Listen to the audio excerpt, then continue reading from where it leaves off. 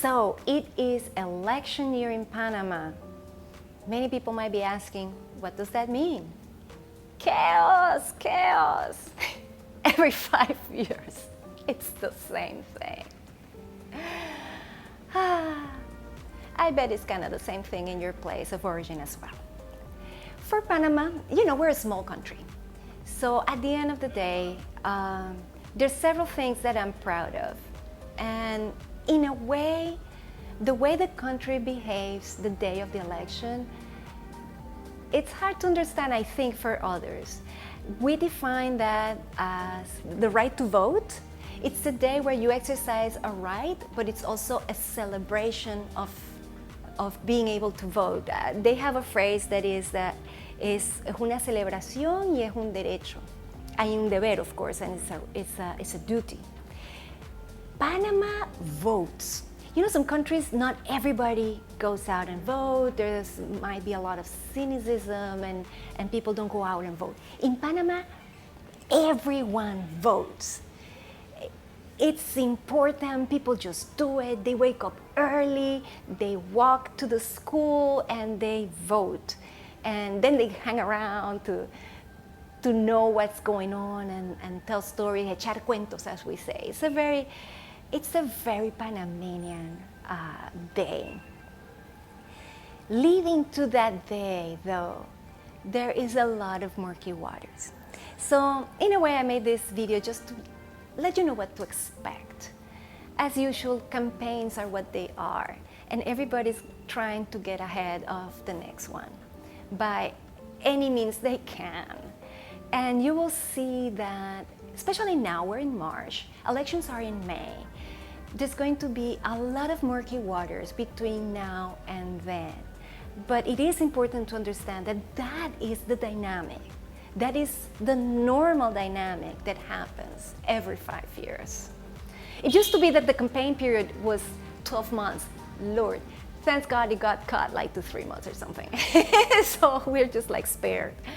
And there's only a few months where you kind of have to put up with it. That day, everybody goes out. Every canoe, donkey, bus, taxi, boat, everything gets rented and people just go out and vote.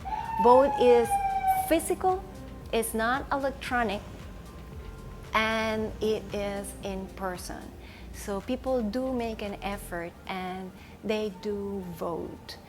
Whomever wins, it's after a physical counting of the votes.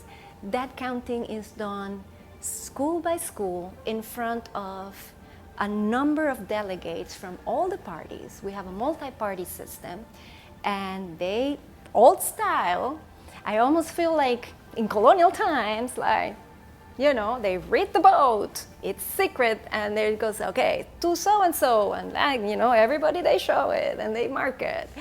So little by little, you'll start looking at results.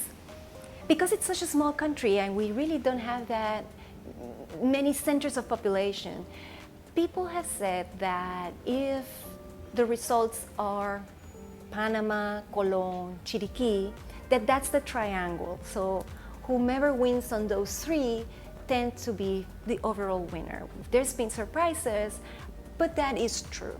We're not like some countries where so many states, there's so many places, and there's a balance.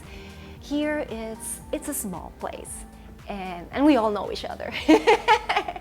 So the system is one person, one vote, and at the end of the counting, whomever had more votes, that's the person who won.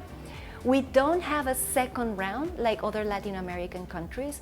Whomever is the one that gets the most votes, that's the one that ended up with the job. Now, when do they take over the job? If they were elected in May, then around September is when they will be taking office. Another interesting thing is that election day is on a Sunday.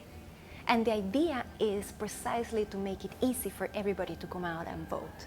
So you'll see that normally percentages of voters in Panama, it's just a very high percentage of voters because everybody wants to do it and everybody It just wakes up early on a Sunday and goes ahead and does it. Once it's elected, then there's a transition time, and by September, the new person is in, and then the new team takes over. And life goes on. That is basically what happens. Tends to be a slow year because there's a lot of uncertainty until the voting and then eventually until the new team comes in. But that is what happens. Every year, every 5 years, it's exactly the same. So comment below, let us know if you're here and what do you think? How different would it be in your country?